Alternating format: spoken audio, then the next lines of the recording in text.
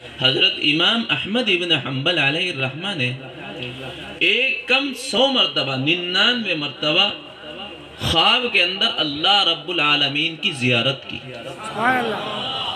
کیا مقام ہوگا کہ جس کو اللہ خواب میں نظر آتا ہو تو مصطفیٰ کتنی مرتبہ زادتهم ایمانا وعلى ربهم يتوکلون۔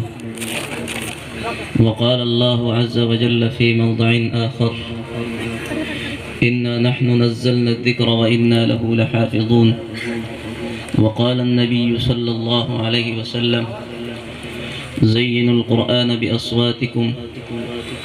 صدق الله العظيم وصدق رسوله النبي الكريم، ونحن على ذلك لمن الشاهدين والشاكرين، والحمد لله رب العالمين۔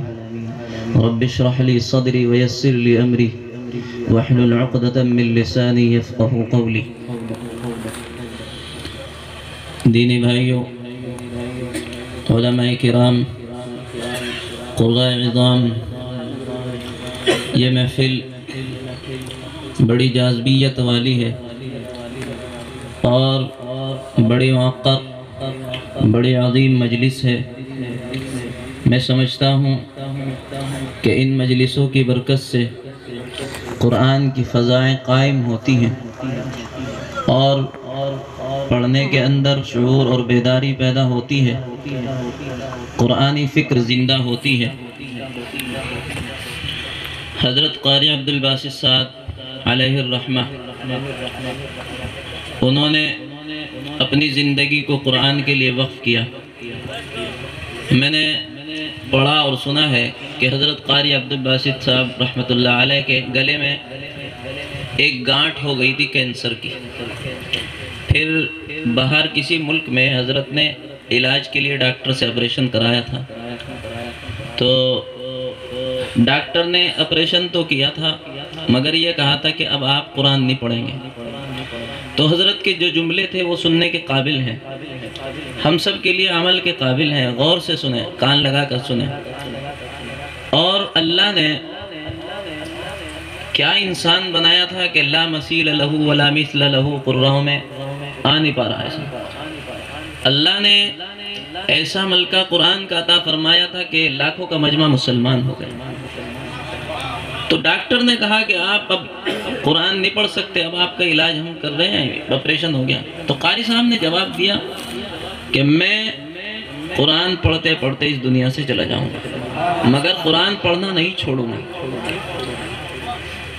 حضرت پیر ذوالفقار صاحب دامت برکاتہم فرماتے ہیں کہ میری ملاقات حضرت قاری صاحب علیہ الرحمہ سے ہوئی کہ میں سوچتا تھا قاری لوگ ایسے ہی ہوتے ہیں ویسے ہی ہوتے ہیں، کہ میں نے اس شخص سے زیادہ قرآن پڑھتے ہوئے کسی کو نہیں دیکھا تھا، نہیں میں خالی بیٹھے رہتے تھے، بس قرآن پڑھتے رہتے تھے۔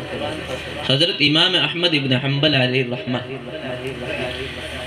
جلیل القدر امام، جلیل القدر عالم، حضرت رحمت اللہ علیہ ایک مرتبہ ایک مسجد میں گئے۔ یہ واقعہ بتاتا ہوں، اس کے بعد قرآن کا بھئی کیا ہو رہا ہے بار بار۔ حضرت امام احمد ابن حنبل رحمت اللہ علیہ ایک مسجد کے اندر پہنچے، رات کا وقت ہو گیا تھا۔ تو امام صاحب سیدھے سارے انسان تھے، یہ نہیں تھا کہ بہترین رومال ہے، بہترین کوٹ ہے، بہترین جبہ ہے، پہچان نہیں سکتا یہ امام احمد ابن حنبل ہے۔ تو حضرت امام صاحب رحمت اللہ علیہ نے مؤذن صاحب سے کہا مسجد کے کہ مجھے اجازت دے دیجئے کہ میں آج اس مسجد میں قیام کر لوں، ٹھہر جاؤں۔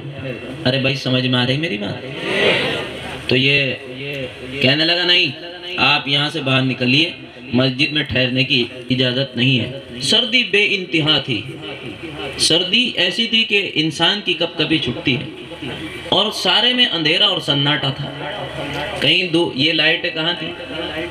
لوگ اس وقت کچھ ہاتھ میں چراغ وغیرہ لے کے چلتے ہوں گے، کچھ انتظام ہوگا۔ تو باہر دیکھا مسجد سے نکل کے، امام صاحب چلے گئے بیچارے کہ بھائی اس کے ساتھ کیا کہوں، اس سے کیا کہوں، اس نے منع کر دیا، مسجد میں ٹھہرنے کی اجازت نہیں دی۔ جب حضرت امام صاحب علیہ الرحمہ باہر پہنچے تو ایک شخص تنور جلائے بیٹھا تھا۔ تنور سمجھتے ہیں؟ روٹی پکانے کا، وہ جلا کر روٹی پکا رہا تھا اور ایک جملہ بار بار پڑھ رہا تھا، استغفر اللہ الذی استغفر اللہ الذی استغفر اللہ الذی استغفر اللہ الذی۔ حضرت امام احمد ابن حنبل رحمۃ اللہ علیہ اس شخص کے پاس آئے، کہنے لگے بھائی اگر اجازت ہو تو میں آپ کے پاس رات گزار لوں بیٹھ کر۔ اس نے کہا بیٹھ جائیے۔ اب وہ روٹی پکا رہا ہے رات کو، استغفر اللہ الذی، صرف اتنا ہی جملہ پڑھتا تھا، استغفر اللہ الذی استغفر اللہ الذی استغفر اللہ الذی۔ حضرت امام صاحب علیہ الرحمہ نے فرمایا یہ تم کب سے پڑھتے ہو استغفر اللہ الذی؟ فرمایا کئی سال سے پڑھتا ہوں، اور اس کی برکت سے اللہ تعالیٰ میری ہر دعا قبول کر لیتا ہے۔ سبحان اللہ۔ اس پڑھنے کی برکت سے، صرف اس جملے کی۔ ہمارے حضرت نے بتایا تھا مجھے، ہمارے جو حضرت ہیں بہت بڑے اللہ والے ہیں، تو پہلے مجھے بتا رکھا تھا کہ تسبیحات کے علاوہ تیسرا کلمہ کثرت سے پڑھو، پھر بتایا کہ درود شریف پڑھو، پھر ایک دن کہنے لگے اس کو کثرت سے پڑھو، استغفر اللہ الذی استغفر اللہ الذی۔ تو اس نے کہا کہ اللہ میری ہر دعا قبول کرتا ہے اس پڑھنے کی برکت سے، کہ ساری دعائیں میری قبول ہو گئی مگر ایک دعا قبول نہیں ہوئی۔ حضرت امام صاحب نے کہا کہ کون سی دعا ہے ایسی جو تمہاری قبول نہیں ہوئی؟ فرمایا میری اللہ سے تمنا اور دعا ہے کہ مجھے اللہ تعالیٰ امام احمد ابن حنبل رحمۃ اللہ علیہ سے ملا دے، حضرت امام احمد ابن حنبل سے میری ملاقات کرا دے کہیں پر۔ حضرت امام صاحب نے کہا یہ بھی دعا تمہاری اللہ نے قبول کر لی، میں ہی احمد ابن حنبل ہوں۔ تو کیا مقام اور مرتبہ تھا۔ تو امام احمد ابن حنبل رحمۃ اللہ علیہ کو جب جیل کے اندر بند کر دیا تو ایسے کوڑے مارے جاتے تھے، روایتوں کے اندر نقل کیا گیا کہ اگر ایک کوڑا ہاتھی کو پڑتا وہ بھی چنگھاڑتا، وہ بھی تڑپ جاتا۔ تو امام احمد ابن حنبل علیہ الرحمہ نے 99 مرتبہ ایک کم 100، یہ فضائل قرآن میں حضرت شیخ زکریا رحمۃ اللہ علیہ نے واقعہ لکھا ہے۔ حضرت امام احمد ابن حنبل علیہ الرحمہ نے ایک کم 100 مرتبہ 99 مرتبہ خواب کے اندر اللہ رب العالمین کی زیارت کی۔ کیا مقام ہوگا کہ جس کو اللہ خواب میں نظر آتا ہو، تو مصطفیٰ کتنی مرتبہ نظر آئے ہوں گے، اللہ کے رسول کو کتنی مرتبہ دیکھا ہوگا۔ اللہ سے خواب میں باتیں کر رہے ہیں، کہہ رہے ہیں اے میرے اللہ مجھے ایسی کوئی چیز بتا دے۔ امام صاحب خواب میں کہہ رہے ہیں اے میرے اللہ مجھے ایسی کوئی چیز بتا دے، میرے دل کے اندر تیری ایسی محبت بیٹھ جائے، ایسی محبت بیٹھ جائے جس کی کوئی مثال نہ ہو، میں تیرے بہت قریب ہو جاؤں۔ حضرت امام احمد نے اللہ سے کہا، اوپر سے اللہ کی آواز آتی ہے اے میرے بندے احمد تو میرے قرآن کی تلاوت زیادہ سے زیادہ کیا کر، تو میرے قریب ہو جائے۔ تو امام احمد نے پھر سوال کیا یا اللہ سمجھ کر پڑھنے سے یا بغیر سمجھے پڑھنے سے؟ اللہ نے کہا چاہے سمجھ کر پڑھو چاہے بغیر سمجھے پڑھو، قرآن جتنا زیادہ پڑھو گے تو میرے قریب ہو جاؤ گے۔ تو میرے بھائیوں جو میرے دوست قرآن اب تک نہیں پڑھے ہیں، یہ بہت بڑا گناہ ہے، گناہ کبیرہ قرآن نہ پڑھنا، یعنی اثر نو نہ پڑھنا، اور قرآن پڑھ کر پھر بھول جانا چھوڑ دینا وہ بھی گناہ کبیرہ ہے۔ تو ہمارے بہت سے طلبہ بیٹھے ہیں، وہ بھی متعین کریں ہمیں 2 یا 3 پارے جتنے بھی روزانہ انشاءاللہ پڑھنے ہیں۔ میرا الحمدللہ معمول ہے 6 پارے روزانہ میں پورے پڑھتا ہوں، 6 پارے اپنے مجھے پڑھنے ہیں، اسی کی اجازت حضرت شیخ کی طرف سے مجھے ہے کہ 6 پارے پڑھنے ہیں، ورنہ میں 15 بھی پڑھتا تھا، حضرت نے کہا اتنے ہی پڑھنے ہیں۔ تو جتنا قرآن پڑھیں گے اتنا اللہ کے قریب ہو جائیں گے۔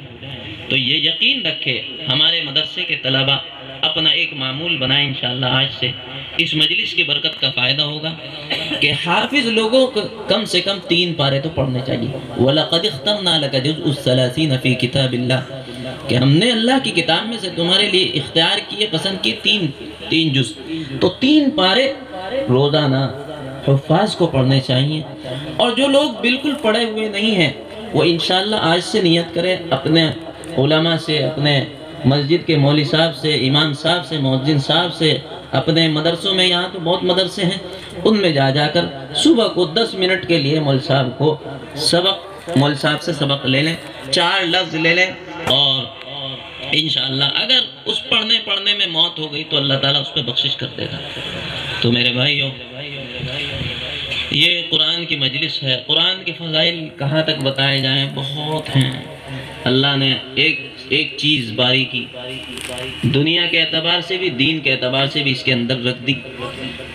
دنیا کے اعتبار سے ہم کرتے ہیں آج، اللہ نے یوں کہہ دیا، یا ایھا الذین آمنوا اذا تداینتم بدین الی اجل مسمى فاکتبوا، اے ایمان والو جب تم آپس میں لین دین کرو تو اس کو ایک مدت تک کے لیے لکھ لو۔ تو یہ قرآن کا فیصلہ ہے کہ جب آپس میں قرض لینا دینا ہو تو اس کو لکھ لو۔ یہ قرآن نے اتنی سی بات بتا دی، ایسی بات قرآن نے بتا دی کہ جھگڑا ہی نہیں ہوگا، اس کو لکھ لو۔ تو قرآن نے ہر چیز ہمیں بتا دی، مکمل کتاب ہے۔ جب قرآن کریم اللہ کے رسول علیہ السلام پر نازل ہونا شروع ہوا تو تعلیم کے لیے، تعلیم کے موضوع پر ہی 5 آیاتیں شروع کی نازل ہوئی۔ کیا؟ اقرأ بسم ربک الذی خلق، خلق الانسان من علق، اقرأ وربک الاکرم الذی علم بالقلم، علم الانسان ما لم يعلم۔ رسول مقبول صلی اللہ علیہ وسلم اس غار کے اندر ہیں، جبرائیل علیہ السلام آئے، فرمایا اقرأ یا محمد، کہ میں تو پڑھا ہوا نہیں ہوں، میں پڑھا ہوا نہیں ہوں۔ دبایا، پھر کہا اقرأ یا محمد، کہ میں پڑھا ہوا نہیں ہوں۔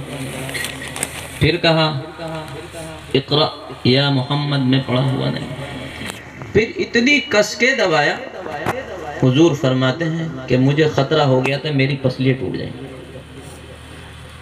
پھر کہا اقرأ بسم ربک الذی خلق، پھر حضور نے پڑھنا شروع کیا۔ پھر حضور پر جب وحی آنی شروع ہوتی تھی، 5 طریقے سے وحی آتی تھی۔ کبھی فرشتہ اپنی صورت میں آتا تھا، کبھی ایک صحابی حضرت دحیہ کلبی رضی اللہ تعالیٰ عنہ، صحابہ میں سب سے خوبصورت صحابی تھے حضرت دحیہ کلبی رضی اللہ تعالیٰ عنہ۔ یہ 5 طریقے حضرت مفتی شفیع صاحب علیہ الرحمہ نے معارف القرآن کے شروع میں لکھے ہیں، مقدمے کے اندر۔ تو حضرت دحیہ کلبی رضی اللہ تعالیٰ عنہ کی صورت میں بھی وحی لے کر آتے تھے۔ حضرت دحیہ کلبی رضی اللہ تعالیٰ عنہ صحابہ میں سب سے خوبصورت تھے، بہت زیادہ حسین و جمیل تھے، تو ان کی صورت میں بھی آتے تھے۔ تو رسول مقبول صلی اللہ علیہ وسلم کو سب سے پہلے تعلیمات انہی آیتوں کی دی گئی، اور یہ قرآن دھیرے دھیرے نازل ہوتا رہا۔ تو میرے بھائیوں، یہ قرآن جب اللہ نے پہاڑوں پر نازل کرنے کا ارادہ کیا تو پہاڑ لرز گیا، ہل گیا، اس کے اندر سکت اور طاقت نہیں۔ کتنا بڑا پہاڑ کہ جس کو اللہ نے جب زمین کے اوپر میخ کے لیے کہ زمین اپنی جگہ برقرار رہے، اپنی جگہ پر رہے، اس کو میخ کا کام کے لیے اللہ نے ان پہاڑوں کو زمین پر بنایا، اور وہ اتنا طاقتور پہاڑ کہ لو انزلنا هذا القرآن على جبل لرأيته خاشعا متصدعا من خشية اللہ، لرز گیا۔ مگر یہ حضرت انسان کا چھوٹا سا دل ہے، اللہ نے پورا قرآن اس کے اندر نازل فرمایا، پورا قرآن۔ تو میرے محترم بزرگوں، دوستو، ہم اپنے اس قرآن کے سینے کی قدر کریں، یہ بہت قیمتی چیز ہے۔ ہمارے طلبہ سوچتے ہیں ہم حافظ ہیں، یہ ہیں وہ ہیں، کچھ نہیں ہے ہمارے پاس، یہ سب سے بڑی دولت ہے۔ اور اس دولت سے یاد رکھیے، آپ بھی تجربہ کریں، حافظ قرآن کبھی بھوکا نہیں رہ سکتا، اس کو کہیں نہ کہیں مسجد میں مؤذن، کہیں نہ کہیں امامت مل جائے گی تو 2 روٹی عزت کی مل جائے گی۔ بڑے بڑے ڈاکٹر، انجینئر بہت سے ایسے ہیں کہ جن کو نوکریاں نہیں ملتی، پریشان پھرتے رہتے ہیں، کہتے ہیں دعا کریں۔ تو میرے بھائیوں، یہ یقین اس محفل سے اور اس کی برکت سے لے کر اٹھیں، انشاءاللہ ہمارا یقین ہے اللہ تعالیٰ ہمارے اس قرآن کی برکت سے ہمیں کبھی بھوکا نہیں رکھے گا، یقین ہے انشاءاللہ۔ تو ہم انشاءاللہ آج سے جو ہمارے حفاظ ہیں، جو حافظ لوگ ہیں، وہ انشاءاللہ 3 پارے کم سے کم پڑھیں گے انشاءاللہ، اور جو میرے بھائی پڑھے ہوئے نہیں وہ انشاءاللہ پڑھنے کی کوشش کریں گے۔ دوسری چیز آپ حضرات کے سامنے، یہ مجلس بہت محنت سے سجائی ہے، اور پچھلے سال بھی آپ حضرات کا بڑا جذبہ مجھے بڑا اچھا لگا، اور بڑا شوق کے ساتھ آپ نے سنا، اور آپ حضرات نے بڑا ساتھ دیا۔ یہ محفل خدیجۃ الکبریٰ للبنات مدرسہ، بچیوں کا، کہ اللہ کے رسول صلی اللہ علیہ وسلم نے فرمایا بچے کی پہلی تربیت گاہ، پہلی درسگاہ ماں کی گود ہوتی ہے۔ اگر ماں کے پاس تعلیم نہیں تو بچے کی تربیت کیسے کرے گی؟ تو اس مدرسے کے اندر وہی بچیاں تعلیم کرتی ہیں، حفظ بھی کرتی ہیں، عالم کا کورس بھی پڑھتی ہیں۔ تو یہ بچیاں نہ جانے کون سی رابعہ بصریہ جیسی صفت والی بن جائیں، کون سی حضرت خدیجہ جیسی صفت والی بن جائیں، کون سی حضرت عائشہ جیسی والی صفت والی بن جائیں، کون سی حضرت جویریہ جیسی صفت والی بن جائیں۔ تو یہ اس مدرسے سے پڑھ کر نکل رہی ہیں۔ اس مدرسے کو صرف اس مقصد کے لیے قائم کیا گیا کہ مستورات کے اندر، ہماری ماں بہنوں کے اندر دین کی بیداری پیدا ہو۔ تو میرے بھائیوں، محترم بزرگوں، دوستو، یہ مدرسہ حضرت خدیجہ رضی اللہ عنہا کے نام پر ہے، اور وہ ایسی عورت تھی کہ اللہ رب العالمین کہہ رہا ہے اے جبرائیل، خدیجہ کو جا کر ہمارا سلام کہہ دو، خدیجہ کو جا کر میرا سلام کہہ دو۔ رسول مقبول صلی اللہ علیہ وسلم حضرت عائشہ رضی اللہ عنہ فرماتی ہیں کہ میں سب سے چھوٹی بیویوں میں، حضور کی ازواج میں حضرت عائشہ سب سے چھوٹی تھی، مگر حضور رسول مقبول صلی اللہ علیہ وسلم حضرت خدیجہ کے انتقال کے بعد اپنی ازواج مطہرات کے سامنے بہت تذکرہ کرتے تھے حضرت خدیجہ کا، بڑی محبت کا اظہار کرتے تھے، بڑے غم کا اظہار کرتے تھے کہ جب رسول مقبول صلی اللہ علیہ وسلم پر وحی آتی تو آپ پر کپ کپی طاری ہو جاتی، آپ کو سردی لگنے لگ جاتی، گرمی کے موسم میں آپ پر سردی طاری ہو جاتی تو حضرت خدیجہ سمجھ جاتی اور آپ کو کمبل اڑاتی۔ اتنی سمجھدار عورت، حضور فرماتے ہیں کہ اتنی سمجھدار عورت، بہت سمجھدار عورت تھی کہ جب حضور کو کفار ستاتے تھے، آپ باہر سے آتے تھے تو آپ کو دلاسا دیتی تھی کہ آپ اللہ کے رسول ہیں، آپ غم نہ کریں، اللہ آپ کے ساتھ ہے، اللہ آپ کا ساتھ دے گا، اللہ آپ کی مدد کرے گا۔ تو اس سے حضور کا غم ہلکا ہو جاتا تھا، حضور کو خوشی ملتی تھی۔ تو وہ ایسی عورت تھی، ان کے جانے کے بعد حضور کو بڑا صدمہ تھا کہ ایسی عورت دنیا میں نہیں آئی۔ تو میرے محترم بزرگوں، دوستو، یہ مدرسہ، کہ اس مدرسے سے ہماری بچیاں ایسی صفت والی، حضرت خدیجہ والی صفت والی بن جائیں۔ اور آپ دیکھ رہے ہیں کہ مدرسوں کے حالات دن بدن کیسے چلتے جا رہے ہیں کہ تنزلی کی طرف ہے، مدرسوں کے دشمن، مدرسوں کے حاسدین اس وقت عروج پر ہیں۔ اللہ تعالیٰ ان مدرسوں کی حفاظت فرمائے۔ تو میرے بھائیو، دوستو، بزرگوں، ابھی ایک ہمارے دوست نے جگہ بھی دی تھی، ان کا انتقال ہو گیا، مدرسے کو، اس کو آدابی کا جگہ دی تھی، ان کا انتقال ہو گیا، ان کے لیے بھی دعا کریں، اللہ تعالیٰ ان کی مغفرت فرمائے، ان کے گھر والوں کو صبر جمیل عطا فرمائے۔ میری آپ دوستوں سے ایک گزارش ہے، میں پھر انشاءاللہ تلاوت کرتا ہوں اس مدرسے کا۔ حضرت خدیجہ رضی اللہ عنہا جب اسلام لے آئیں تو سارا مال اسلام پر خرچ کر دیا۔